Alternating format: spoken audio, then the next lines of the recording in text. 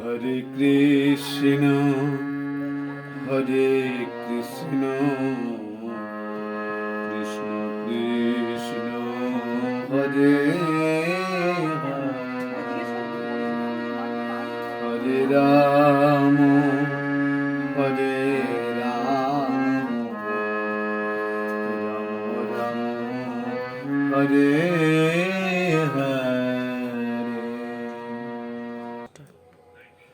আমরা সনাতন ধর্মের মানুষ, কিন্তু আমরা এই যে আমরা মালাটা জপ করি,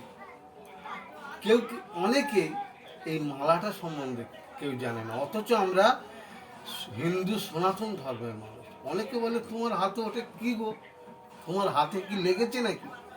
আবার কেউ বলে ওই থগলির মধ্যে কি আছে, কি করো তোমরা? আশ্চর্য! অথচ আমরা সনাতন ধর্মের মানুষ, এই মালা সম্বন্ধে আমরা কিছুই জানি না। তাহলে এই মালায় আছে, এই ঝোলার মধ্যে আছে এই মালা। আর এই আমরা যেমন বাঁচতে গেলে আমাদের এই শরীরের জন্য ভাত ডাল তরকারি সবজি আমাদের প্রয়োজন, সেটা আমাদের উদর পরিপূর্ণ হয় আমাদের শরীরের জন্য, কিন্তু ভগবানের জন্য গুরুদেব দিয়েছেন এই নামের মালা।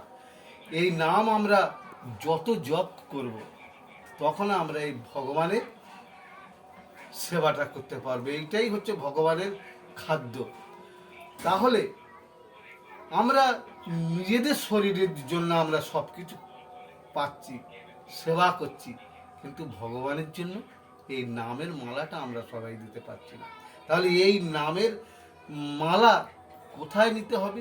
না, এই ভক্তদের সঙ্গে যোগাযোগ করে এই সরস্বতী বাগবাজার গৌরীয় মিশনে আপনাদের উপস্থিত হতে হবে। এটা মিশন। আপনি মিশনে গেলে আপনি সঠিক সিদ্ধান্ত বা সঠিক শিক্ষাটা পাবেন। তাই আপনারা যদি ভগবান আশ্রিত হতে চান, ভগবানের কৃপা পেতে চান, বৈকুণ্ঠ লাভ করতে চান, ভগবানের কাছে যেতে চান, তাহলে আপনারা এই কোনো ভক্তকে সঙ্গে করে এই মিশনে, কলকাতা বাগবাজারে গৌরীয় মিশনে যোগাযোগ করুন। হরে কৃষ্ণ।